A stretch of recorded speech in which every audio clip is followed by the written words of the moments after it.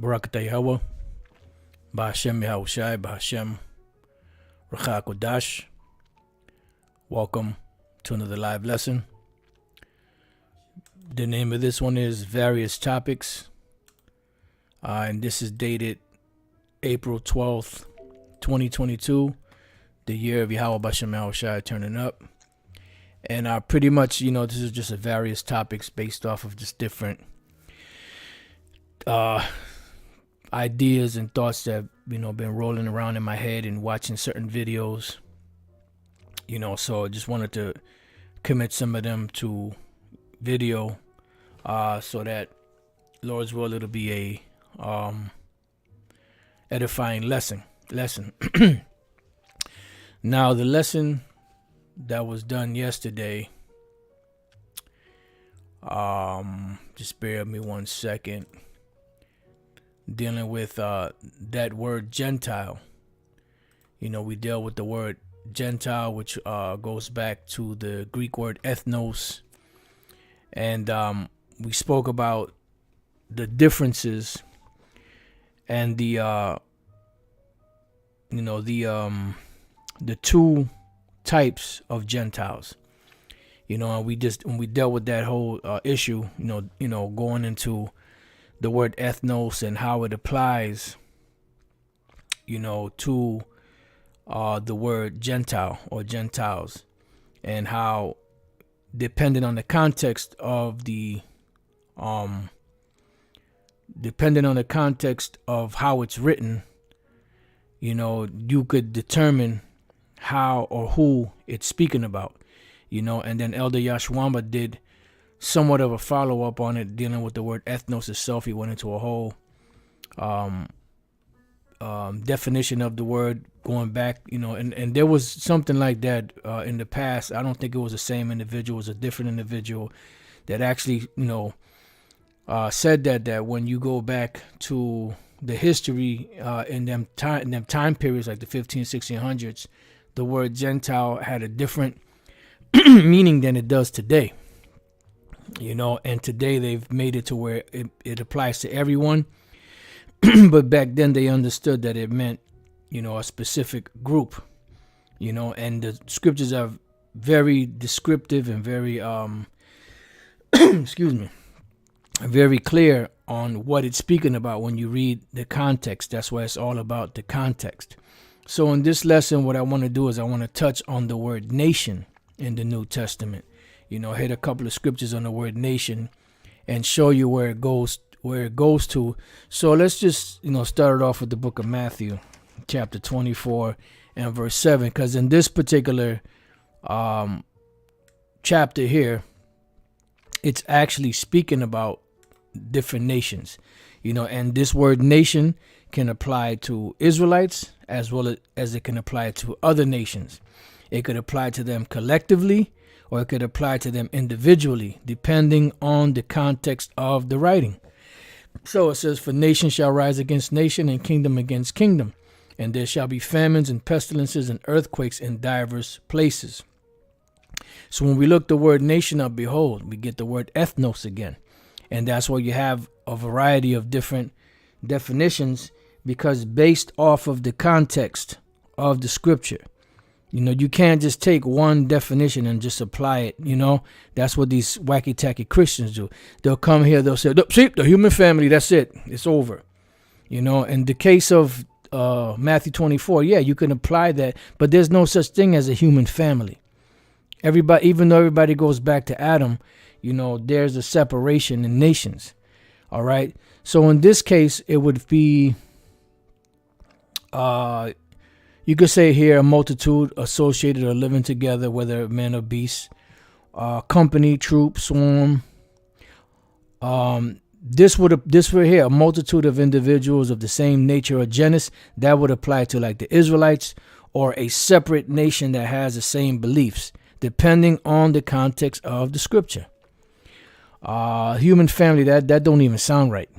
A tribe, nation, people, group. In the Old Testament, foreign nations not worshiping the true power, pagans, Gentiles, yet it applies to that at times. So in the case of the scripture here, Matthew 24:7, is speaking about nations in general. For nation shall rise against nation, and kingdom against kingdom, and there shall be famines and pestilences and earthquakes in divers places, which we're witnessing that right now, even as we speak. Now, when we go to Acts the 7th chapter, which is Stephen running down the history, of what he's teaching, dealing with Yahushua and the gospel, so on and so forth. He was going all the way back through the history, going all the way back, going back to Abraham. So when you come down to the 7th verse, right? Matter of fact, I started 6. And the Most High spake on this wise, that his seed, meaning Abraham's seed, singular, should sojourn in a strange land. All of Abraham's sons did not suffer this fate. Only the seed of the promise, which are the Israelites. It says, and that they should bring them into bondage and treat them evil 400 years. Right. And that was dealing with the Egyptians. And that nation, right, that nation, which are who? The Egyptians, to whom they shall be in bondage, will I judge, and said the Most High. And after that shall they come forth and serve me in this place. Well, once again, we look up the word nation. You got the word ethnos. So in this particular instance, the word nation or Gentile would apply to the Egyptians in general. In the book of Matthew 24:7, it applies to the nations in general. When you look up different other scriptures where it speaks about the nations or the Gentiles being saved, that's speaking about the Israelites, which goes back into the definition of a multitude of individuals of the same nature or genus or gene line. Let's go to genus, a principal taxonomic category that ranks above species, below family, and is denoted by a capital I. In philosophical and general use, a class of things that have common characteristics and that can be divided into subordinate kinds. Right. So they have common characteristics like the Israelites. All right. Let's look up this word genus in the online etymology.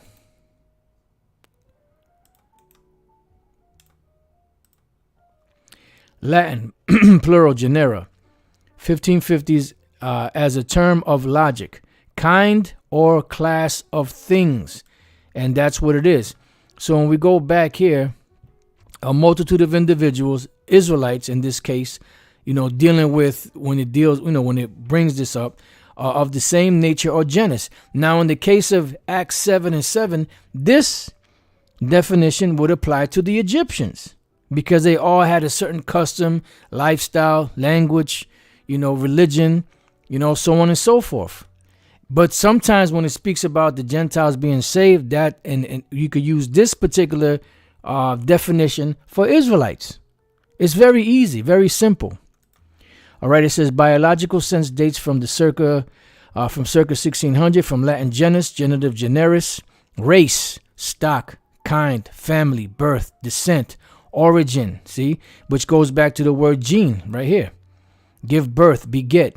When it says and so and so begat so and so and so and so begat so and so, that goes back to gene or the the generating principle, or the genealogy. It says gene, give birth, beget, with derivatives referring to procreation and familial and tribal groups. All right. So in the case of this one here, in Acts 7:7, this is dealing with the ethnos of the Egyptians. But when you go into other ones, it's dealing with the ethnos of the Israelites. When you go back to Matthew 24:7, it's dealing with the people of the world in general, because you have different nations. All right. Now let's go from there to Revelation chapter 5 and verse 9. It says, and they sung a new song, saying, thou art worthy to take the book and to open the seals thereof, for thou wast slain and hast redeemed us to the Most High by thy blood out of every kindred and tongue and people and nation. So in this case, this is dealing with the Israelites being delivered from among these nations, right? And when you read here, let's see what we got. Let's see. We got the word kindred. Let's see what it says for kindred. Phule, which is tribe. Phule, tribe. A tribe. In the New Testament, all persons descending from one of the 12 sons of the patriarch Jacob. Because the Israelites were scattered among these nations. So wherever there is a nation, you have Israelites among them that will be delivered. Then it says in tongue should be glossos. Tongue or glossa, right? And people, laos, and nation, ethnos. So among all of these nations, the Lord delivered us from among all of these different nations out of. Let's go real quick to Amos chapter 9 and verse 9. For lo, I will command, the Most High speaking, and I will sift the house of Israel among all nations.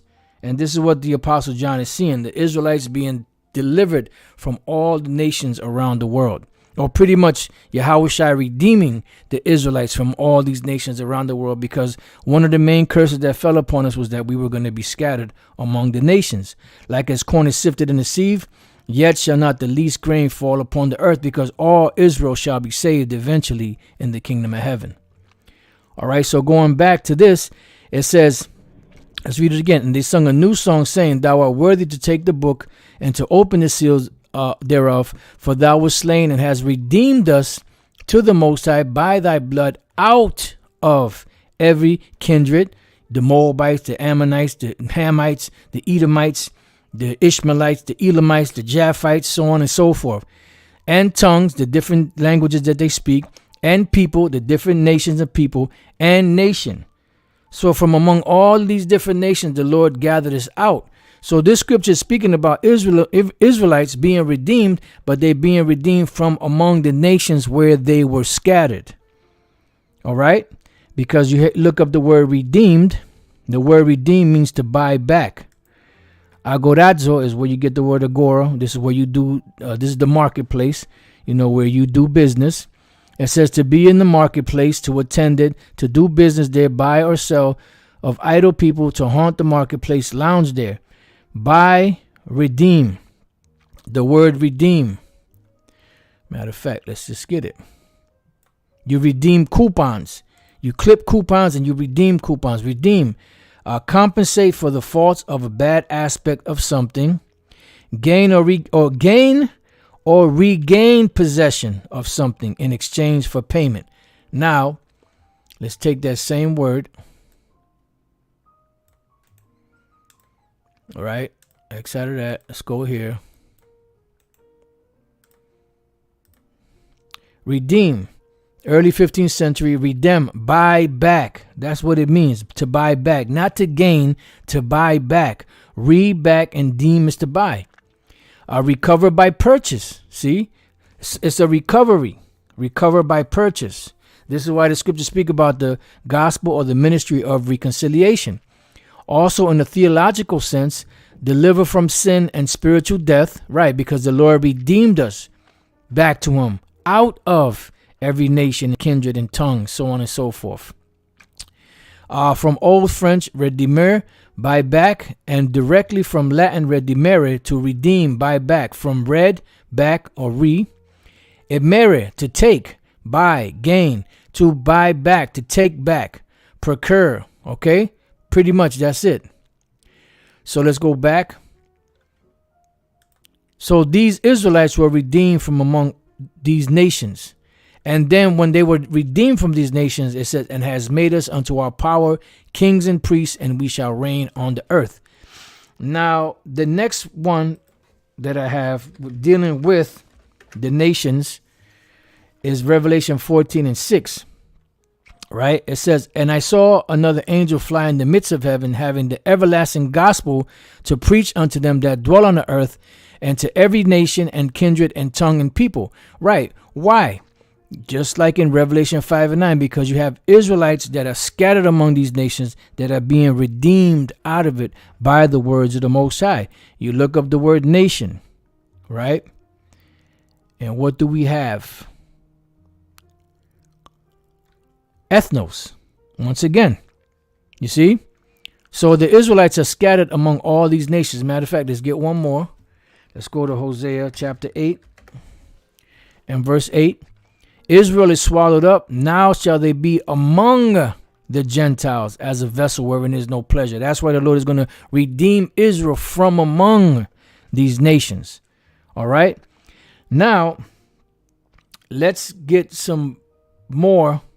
And now let's deal with the Israelites, because Israel was scattered among these nations.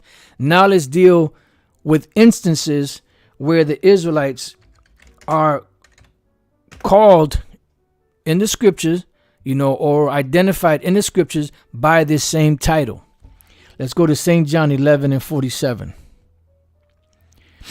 Right? It says, conspiracy to kill Yahushua. It says, then gathered the chief priests and the Pharisees a council and said, what do we, for this man doeth many miracles? So these are Israelites in a council, in a wicked huddle, the council of the wicked, trying to destroy our Lord Yahushua.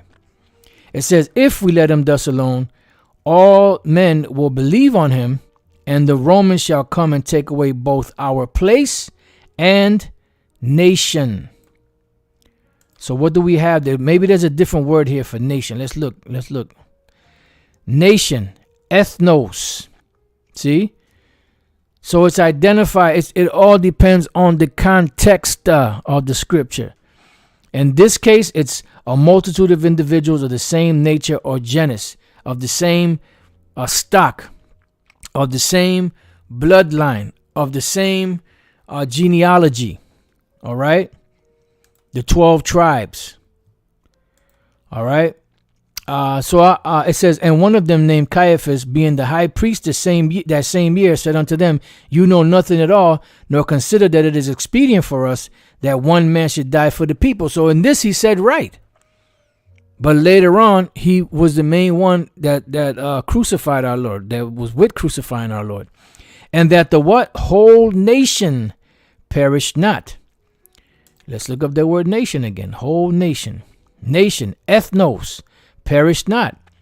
And this spake he not of himself, but being high priest that year, he prophesied that Yahushua should die for that nation, which is what? The nation of Israel. The what? The ethnos of Israel. So it's all about context.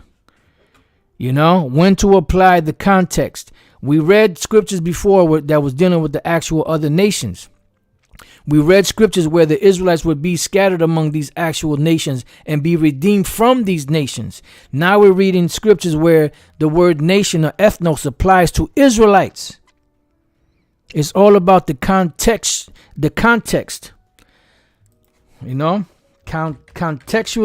Contextually sound. Try saying that 3 times. That's a lesson. Contextually sound. All right, let's go to Luke 7. Yahushua heals a centurion's servant. Now, let's start at 1.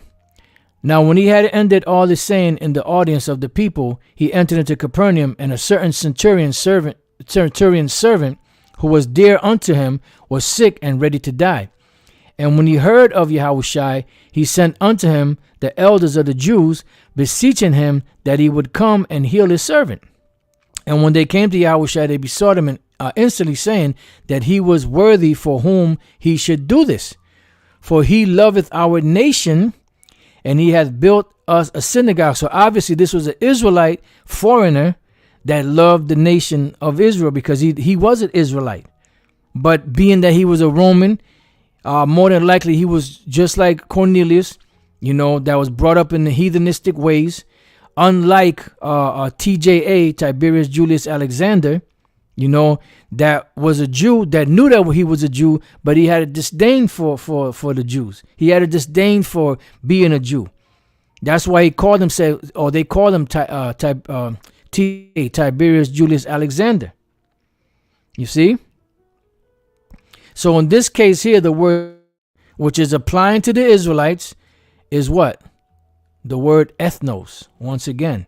So it's all about context, people. It's all about context. Now let's go from there to Luke 23 and 2. Let's start at 1. And the whole multitude of them arose and led him unto Pilate. And they began to accuse him, saying, We found this fellow perverting the nation. What nation? The nation of Israel. And forbidding to give tribute to Caesar, saying that he himself is the anointed Messiah. The anointed king. So we look up the word nation, which is referring to Israelites. And what do we have here? Ethnos. Lo and behold, ethnos. A multitude of individuals of the same nature or genus. So it depends on what's written and on the context of it. So now let's go to Matthew 21 and 43. We're almost done with this topic. Matthew 21:43. Hang on in there. And it says, Therefore I say unto you, the kingdom of the Most High shall be taken from you, that was on wicked scribes and Sadducees, and given to a nation bringing forth fruits thereof. Now what is it speaking about? Because we look up the word nation. And what do we have? The word ethnos. So what is it speaking about? Is it speaking about another nation? No. It's speaking about Israelites that were going to bring fruits. That's why the apostle John said, bring forth fruits meet for repentance. This is why Yahweh said, every branch in me that bringeth not forth fruit, it will be cut down and cast into the fire, pretty much, in so many words. All right. Let's see. What's this? Acts 7 and 6 was a future prophecy that just happened. No, it did not. That's some bullshit. No, it did not. Acts 7 and 6 goes back to Genesis, the 15th chapter, and that was fulfilled. That Genesis, the 15th chapter, and Acts, the 7th chapter were both fulfilled during the time of the Egyptian Empire. Let's go real quick. Let's go real quick to Genesis 15. I'm sorry, not Genesis 15. That's where the vision comes from. Let's go to Exodus 12. Exodus 12 and 40. Now the sojourning of the children of Israel who dwelt in Egypt was 430 years. And it came to pass at the end of the 430 years, even the selfsame day it came to pass, that all the hosts of the Lord went out from the land of Egypt. And this was the same 400 years that the Lord told Abraham that his seed, would suffer under the Egyptians. And the reason why it says 430 years, because 30 years they were in the land without being persecuted. Then it says that a new Pharaoh arose that knew not Joseph. And that's when the persecution started to begin. That's when they started putting hell on Jake rigorously. All right. So that Acts 7 and 6 and Genesis 15 was already fulfilled in the Egyptian Empire, the ancient Egyptian Empire. Because when we go to Genesis 15, Salakia, when we go to Genesis the 15th chapter, and we go to the vision, right? It says Genesis 15:12, and when the sun was going down, a deep sleep fell upon Abram, right? And we're gonna keep that in mind because we're gonna go back. We're gonna go to Acts. Hey, this is various topics, right? Let's go to Acts 7. Let's hold that on deck. But let's go back. It says, and lo, and horror of great darkness fell upon him.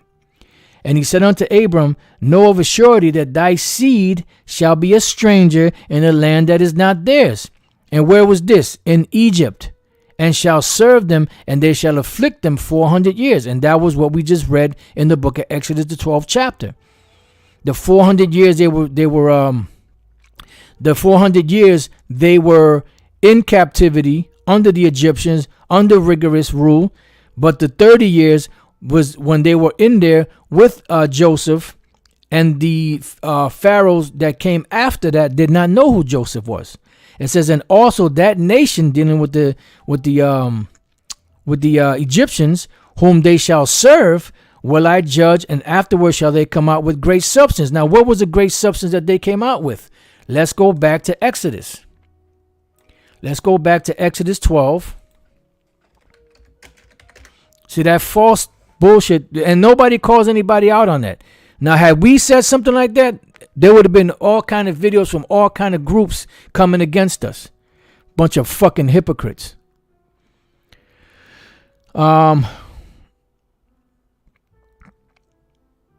Right. Exodus 12:33. Barakateh Bashem El Shai. And the Egyptians were urgent upon the people. See, because this was by the 10th plague, when the firstborn were all dead. There was not a house in Egypt where there was not one dead, that they might send them out of the land in haste, for they said, we be all dead men. And the people took their dough before it was leavened, their kneading troughs, being bound up in their clothes upon their shoulders. Why? Because they had to move in haste. That's why the Lord said you had to eat the Passover in haste, standing with your staff in your hand and eating it with haste, because we had to make a great escape.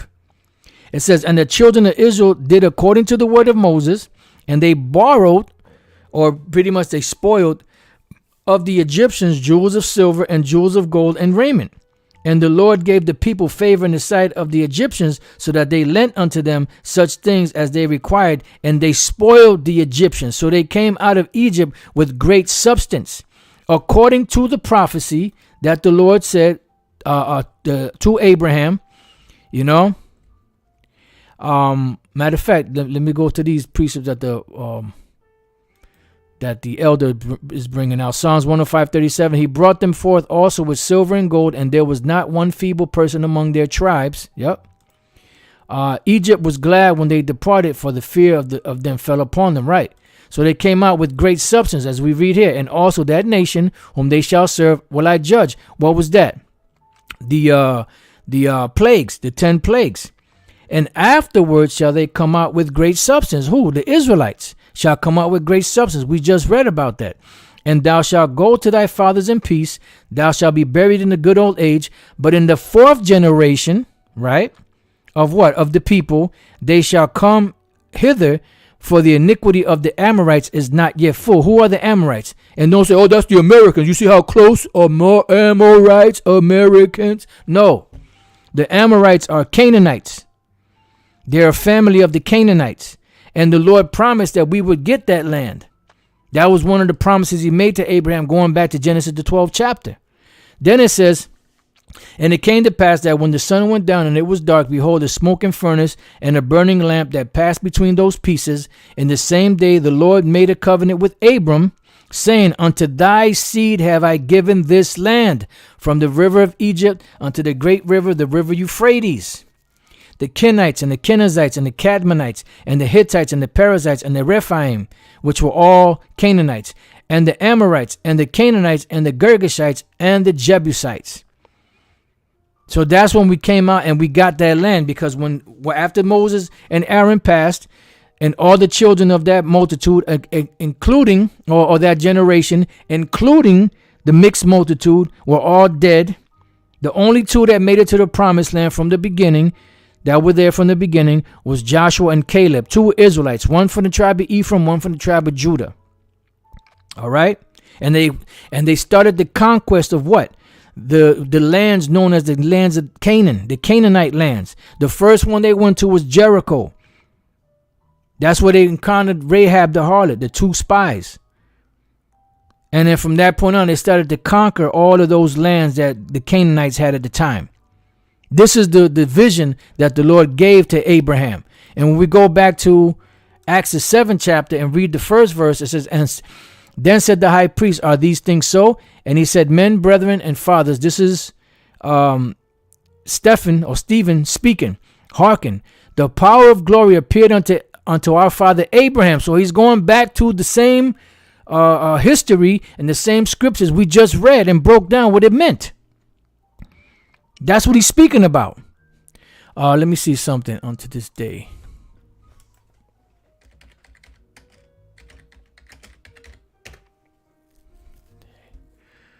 Oh, man. Let's see if this will come up.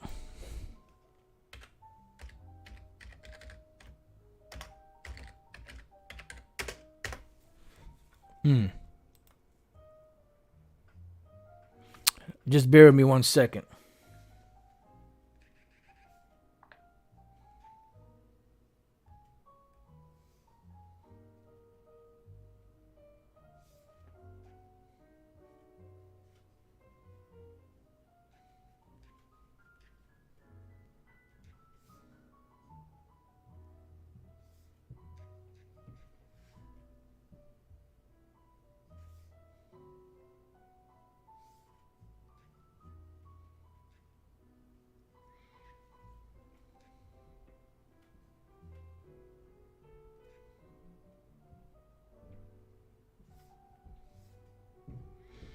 All right. Hopefully I could find it. So it says, when he was in Mesopotamia, before he dwelt in Haran, and said unto him, Get thee out of thy country and from thy kindred, and come into the land which I shall show thee. Then came he out of the land of the Chaldeans, and dwelt in Haran, and from thence, when his father was dead, he removed him into this land wherein you now dwell. And he gave him none inheritance in it, no, not so much as to set his foot on. Yet he promised that he would give it to him for a possession, and to his seed after him, when as yet they had no child.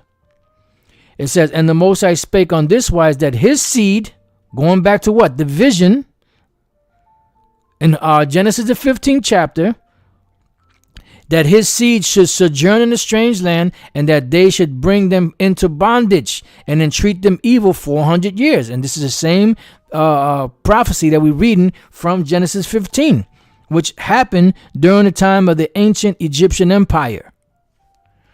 And the nation to whom they shall be in bondage will I judge. And that's what happened. The Egyptians were judged, said the Most High. And after that shall they come forth and serve me in this place, which is what? The land of Canaan. And he gave him the covenant of circumcision. He's letting you know what this was speaking about. That was speaking about back then, not now. It says, and so Abraham begat Isaac and circumcised him the 8th day, and Isaac begat Jacob, and Jacob begat the 12 patriarchs, and so on and so forth.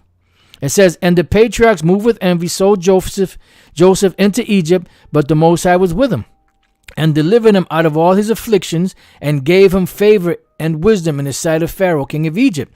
And he made him governor over Egypt and all his house. Now there came a dearth over all the land of Egypt and Canaan, and great affliction, and our fathers found no sustenance. Let me just see something. Made known unto them 15 souls, Jacob. Some money. Right, 17. But when the time of the promise drew nigh, which the Most High had sworn to Abraham, the people grew and multiplied in Egypt, ancient Egypt, till another king arose which knew not Joseph. The same dealt subtly with our kindred, and evil entreated our fathers, so that they cast out their young children, to the end they might not live. In which time Moses was born, and was exceeding fair, and nourished up in his father's house 3 months.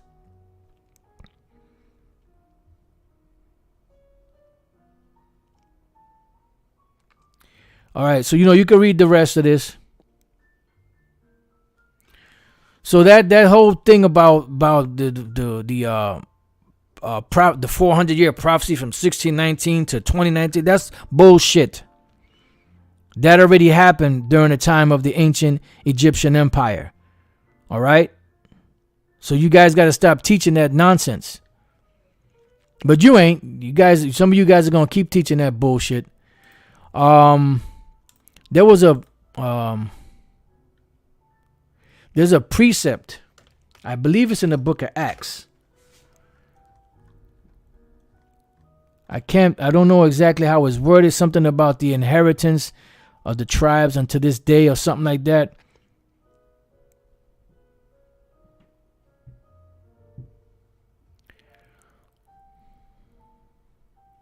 Let me try the word inheritance.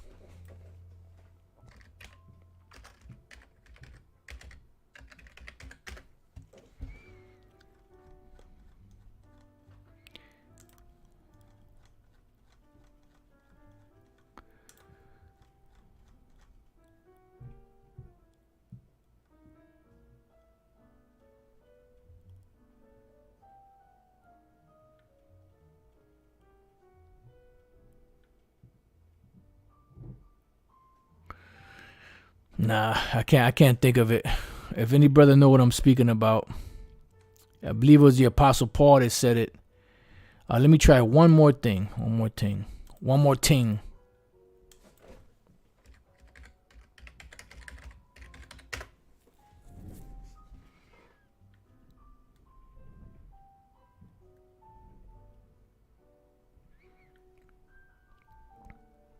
Nah, I can't think of it.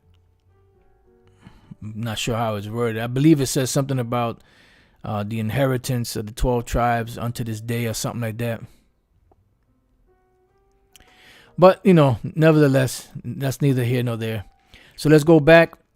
In Matthew 21:43, therefore say I unto you, the kingdom of the Most High shall be taken from you and given to a nation bringing forth fruits thereof, which is the nation of Israel, the Israelites. And when you go to this word nation in this chapter, it goes to the word ethnos. So it's all about, context.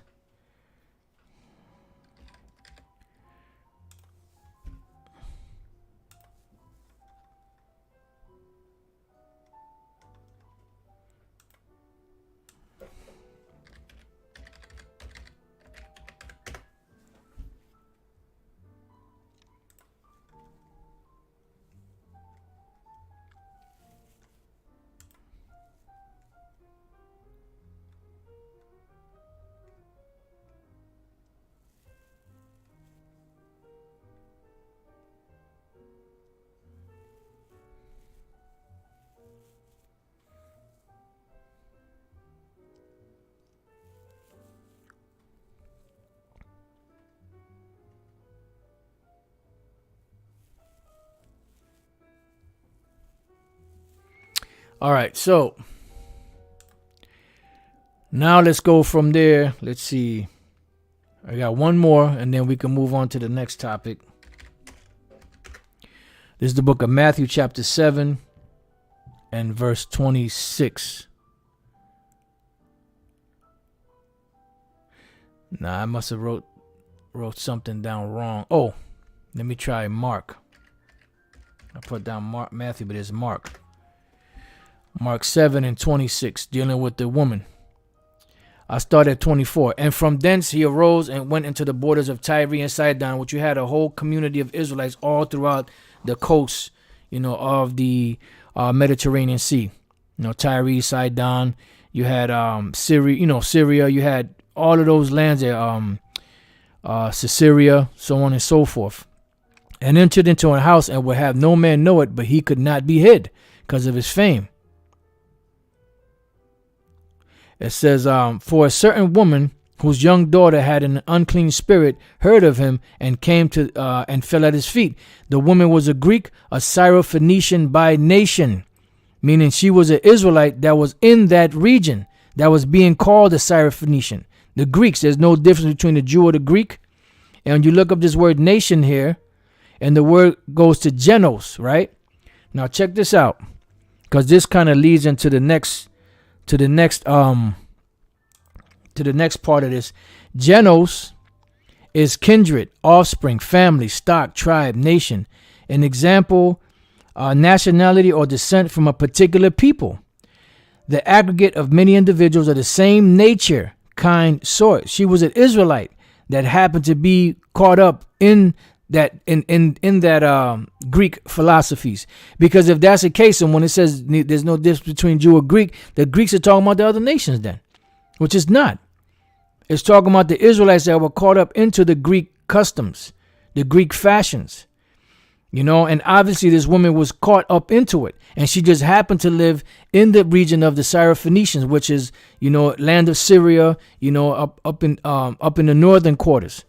All right, for lack of better words to say it, So that word genos, right, also applies to Israelites. Let's prove that.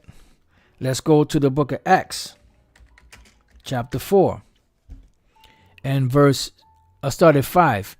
And it came to pass on the morrow that their rulers and elders and scribes and Annas the high priest and Caiaphas and John and Alexander and as many as were of the kindred of the high priest were gathered together at Jerusalem.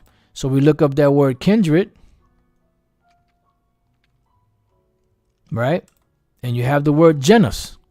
Genos, same word. Now we go from there to, oh, you know what? You go to the 36th verse. And it says, and Joses, who by the apostles was surnamed Barnabas, which is being interpreted the son of consolation, a Levite, and of the country of Cyprus. And I believe that word country, right, Genos or Genos. All right. That was his birthplace. You know, so it all depends, like I said, on the context. Now we go to the same book of Acts. Let me see. Do we have it here? Yep. Acts 7 and 13. It says, and at the second time, Joseph was made known to his brethren, and Joseph's kindred was made known unto the Pharaoh. You look up the word kindred.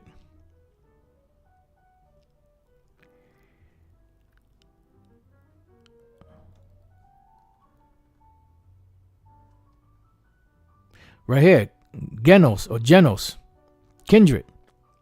The same thing is found in the 19th verse. The same dealt subtly with our kindred, and evil entreated our fathers, so that they cast out their young children to the end they might not live. That was dealing with the Egyptians, right? Look up the word, our kindred is talking about the Israelites.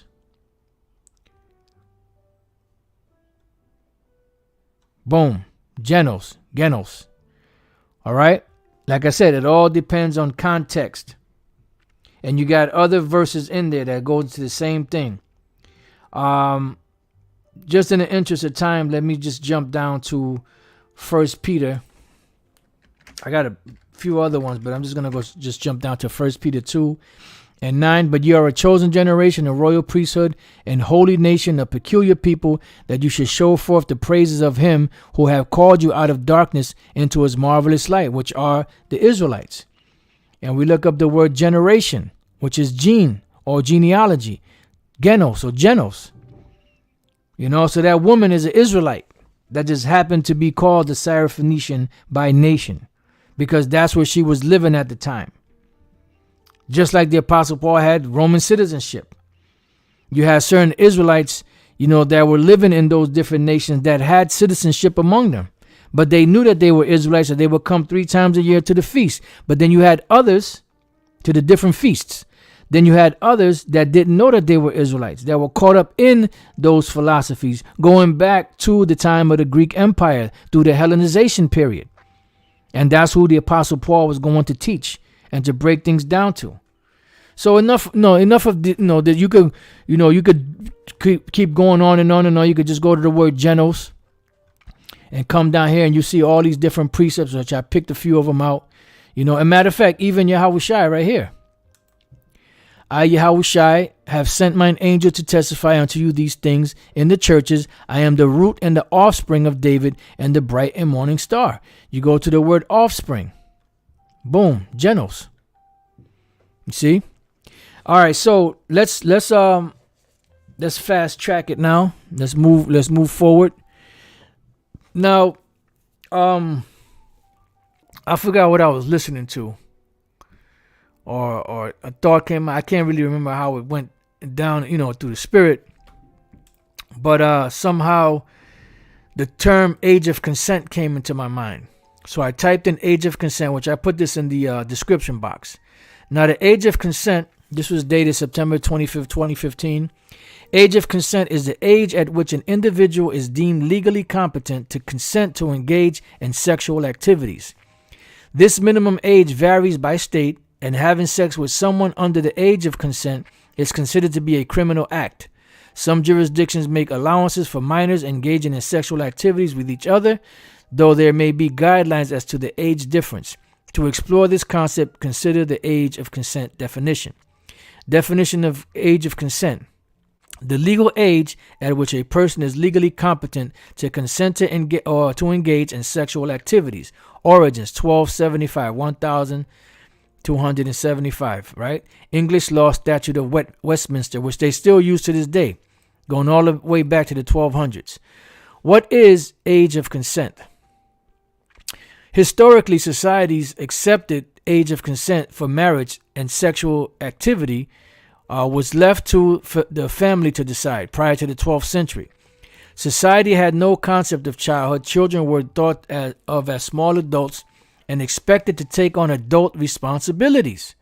Ancient Greek, Roman, and other societies generally accepted the onset of puberty to signify that the individual, whether boy or girl, was ready for marriage. Because there's a reason why a boy and a girl's body goes through that transformation. Because the purpose of man and woman is to what? Be fruitful and multiply according to the law laid down.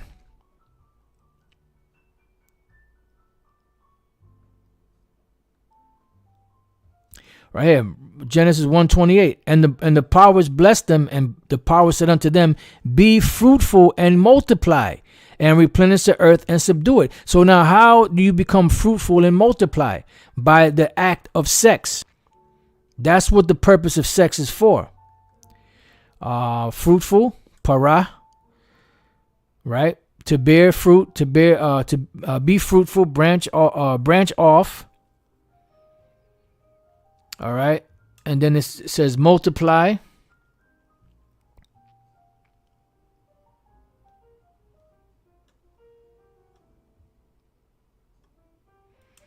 Rabah, when you get the word Rab, which is multitude, you know, Abaraham, be or become great, be or become many, be or become much, be or become numerous. And how is that done? By the act of sex, right? So it says, so that's why at puberty, when men and boys and girls change, they change into what? Into being adults, because now they are ready to have children. The first written age of consent law found by historians comes from England in 1275. And the reason why a lot of you guys can't get this is because you're too goddamn fucking emotional. You've been so goddamn long in America in this Western way of thinking that you too goddamn emotional. That's why some of you are old as hell, you know, and you tell them these old ass jakes that the Lord, the one that they ignorantly call Jesus, Yahushua, is a black man. They want to lynch you. You know, they was as blue as Jesus' eyes. You know, they want to lynch you. It might become your enemy because I tell you the truth. This Westminster I statute made it a crime to ravish a maiden younger than the age of marriage. Wow. Because the law of rape is in the scriptures. This is the great insect repellent, you know, of the Israelites and other people that don't understand. Deuteronomy 22. That's why this law is written. Deuteronomy 22 and 28. If a man find a damsel that is a virgin, you look up the word damsel. The word damsel is na'ira. Girl, damsel, female servant, girl, damsel, little girl of young woman, marriageable young woman, concubine, prostitute, maid, female attendant, female servant. Right. So it's a young woman. And then it says what? A damsel that is a virgin. For they are virgins. Bathwala, which is a virgin. This is an actual word for a virgin. All right. It says, matter of fact, let's go on. It says, with or without her consent. Look at that. Because women back in the past, according to the law, they were sold, you know, to make alliances. When you go back to the law, there's laws where you can actually sell your daughter to make an alliance. It says the first written age of consent law found by historians comes from England in 1275. This Westminster I statute made it a crime to ravish a maiden younger than the age of marriage, with or without her consent. See, the accepted age of marriage at this time was 12 years. Why? Because they went through the period of puberty. Christianity made it clear to its followers that sexual relations outside marriage was forbidden, and children were commonly held responsible and punished for submitting to sexual acts with an adult. The American colonists initially followed English tradition, which commonly recognized marriage at the age as young as 9 years. In the subject of marriage and sex, enforcement of consent laws based on participants' actual ages were not common until the 19th century because proof of age and date of birth were not readily available. And in this case right here, you have to go back to the law. Matter of fact, let me leave that because we may go back to that. Got to leave that to the up to the scriptures for that. Let's go to 1 Corinthians chapter 7. And 36. But if any man think that he behaveth himself uncomely towards his virgin, young woman, if she pass the flower of her age, and need so require, let him do what he will. He sinneth not. So once she has, because what is the flower of a woman's age? That's dealing with a period, right? Let's see if, right, Leviticus 15. Let's go to Leviticus. Matter of fact, let me just pull it up here. Leviticus 15. Let's start at 23. And if it be on her bed dealing with a period, or anything whereon she sitteth, when he toucheth it, he shall be unclean unto the even. And if any man lie with her at all, and her flowers be upon him, he shall be unclean 7 days, and all the bed wherein he lieth, he shall be unclean. So what are her flowers? Her period. You see? That's what we read in here. Or should I say that's the age of puberty. All right. Now it says modern age of consent. The age of consent is, so now you're dealing with modern age of consent. A lot of stuff that you're dealing with now is modern. I was thinking about this, I believe earlier, or maybe it was yesterday. A lot of stuff that Jake is learning today, at a young age, or just today in general, a lot of this stuff is whitewashed. A lot of this stuff is watered down. There's no foundation anymore because everything is new speak, double think. Everything is has new meaning. It didn't retain the old values and principles of the scriptures because everything has been changed. So you have to have a foundation, something to go back to. That's why the scriptures say that Elijah would turn the hearts of the father back to the children and the hearts of the children back to the fathers. Why? Because today, matter of fact, let's get real quick. Jeremiah chapter 6. It says, thus saith the Lord, stand ye in the ways and see and ask for the old paths. Where is the good way? And walk therein, and you shall find rest for your souls. But they said, we will not hearken. And this is why Jake is in the fucked up position at the end, because they don't listen. I mean, we know why, but they don't listen. All right. So it goes, so that's it pretty much on that. So going back here, the age of consent is the age at which, according to law, a person may legally consent to engage in sexual activity. The actual term age of consent does not appear in the laws of most jurisdictions, though federal law sets this age at 12 to 16 years. And most states have similar ages. Why? Because that's what when a woman becomes a woman and a man becomes a man at the age of puberty. Now, let's just jump down here to legal age of consent. According to federal law, the legal age of consent is between 12 and 16 years. Having sex with a minor between the ages of 12 and 16 who is at least 4 years younger is a crime. This would mean that a 17-year-old boy engaging in sexual activity with a 13-year-old girl is a crime. And they pretty much would have arrested King David, even though he didn't pop that young woman. But they brought a young virgin to him, a young tenderoni. And they said that she loved him. She didn't say, oh, you got me in here with this dirty old man. No, that's modern thinking. She loved him. But the thing about it was King David was ready to go back in the spirit world. And And they already knew that when he didn't get no heat, meaning his Johnson didn't stand up for that young tender thing. They said they knew he was ready to cross over. And that young tender thing ended up becoming King Solomon's, which his brother tried to get using his mom's. And that's why he put him to death. He said, well, you're asking him for this virgin. Why don't you ask him for the kingdom too? It says, if the girl was 15 years old, however, it is not. Each jurisdiction takes a slightly different approach to determining age of consent, which as the actual age ranging from 10 to 18 years, many states consider the relative ages of the participants. You got Romeo and Juliet law. You got what is statutory rape, which they break it down.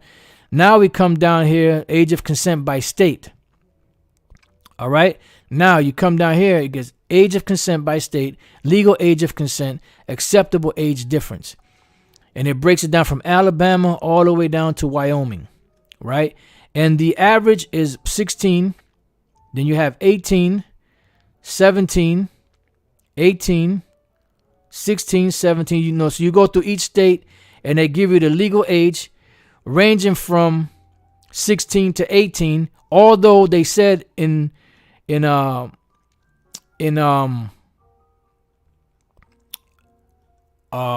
what's that, damn, I just lost the just bear with me 1 second till I could find it again.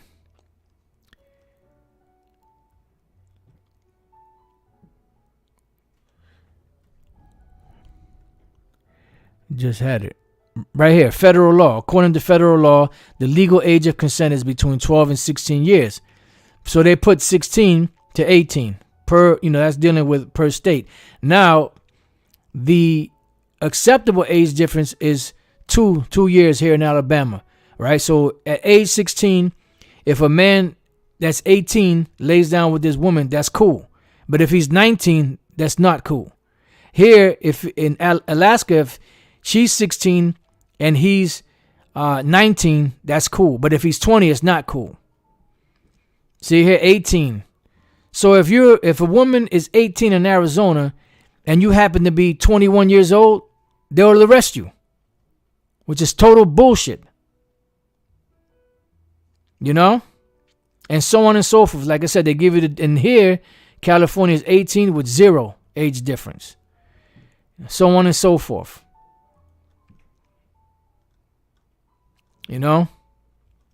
So I put this in the description box if anybody's interested. This is just dealing with Esau's legalizing it. But when you go to the scriptures legalize it.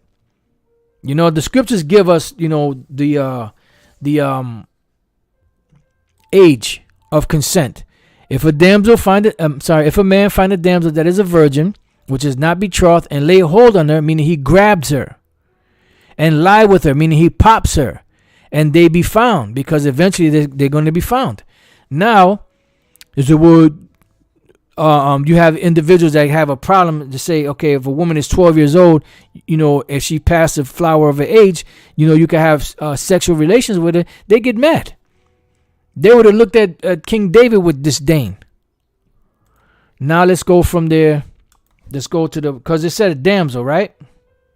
Let's go to the book of Mark. Chapter 5 and 38, right? It says, "Then he cometh to the house of the ruler of the synagogue, and seeth the tumult, and them that wept and wailed greatly. And when he was come in, he said unto them, Why make ye this ado, and weep? The damsel is not dead, but sleepeth, because his young daughter, had died." Just want to see what the word for damsel says here. Paidion, a young child, a little boy, a little girl, infants, children, little ones, an infant, of a male child just recently born, of a more advanced child, of a mature child, metaphorically children like children, intellect. All right, so now let's go back. "And they laughed him to scorn, but when he had put them all out, he taketh the father and the mother of the damsel, and them that were with him, and entereth in where the damsel was lying. And he took the damsel by the hand, and said unto her, Talitha cumai, which is being interpreted, damsel, I say unto thee, arise. That's where you get the word quam. And straightway the damsel arose and walked, for she was of the age of 12 years. So this is a damsel. So if a man take a damsel, a young woman that is a virgin, that is not betrothed, and lay hold on her and lie with her, and they be found, then the man shall, the man that lay with her shall give unto the damsel's father 50 shekels of silver, and she shall be his wife, because he hath humbled her. He may not put her away all his days. So there was stipulations in the law. You had to pay the father, and on top of that, if you couldn't stand the bitch after you popped her, guess what? You were stuck with her. You see? So that's where there were stipulations. If this happened, this is what the penalty would be. He paid the father, and he can't leave her.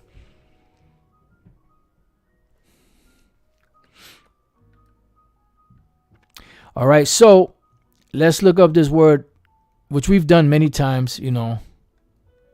Humbled her, the word ainah, and you find this word in many different places. All right. And one of the definitions is to ravish. Right here, see, ravish.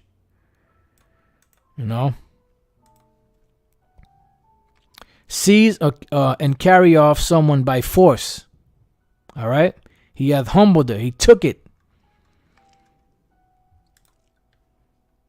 Today they would call it rape.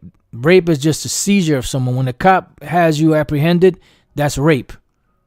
He got you there against your will. He got you handcuffed. That's rape. Or this brother put on damsel. Etymology, damsel, young unmarried woman, especially a maiden of gentle birth, also maid in waiting, handmaiden, assisting a lady. Yeah. But the problem is that a lot of you jakes out here, especially in the Western world, you've been in this captivity so long that you've taken on the concepts of Esau. You've been marinated, in his philosophies and his ways of thinking. So much so that you can't differentiate, and put your emotions aside to see what the scriptures are actually saying. Because your mind is already seared, with the ways of Esau, I mean, I had one more point I wanted to bring out, but I don't know if maybe I could leave that for a different video. Because we at the hour mark and pretty much, feel things winding down. I wanted to do a lesson based off of this video that Elder Pastor R put. If you don't know this prophecy, you are not of the elect. Based off of this last point here. So Lord's will, I'll come back and I'll do another part to this, and we'll take it from there, Lord's will. So with that, I pray that you brothers and your few sisters have been edified. Until the next time I say, Shalom.